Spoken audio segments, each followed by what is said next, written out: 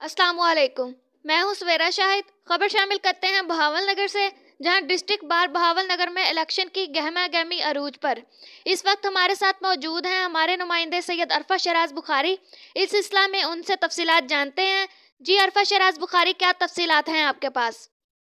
बहावल में इलेक्शन की गहमा गहमी अरूज पर है। इस वक्त सदर के लिए 3 उम्मीदवार डिस्ट्रिक्ट बार बहावल के इलेक्शन में हिस्सा ले रहे हैं, जिनमें नज़ीर खां अक्कू का, इम्तियाज़ हांस और महमूद नजफ के दरमियान सख्त मुकाबला है।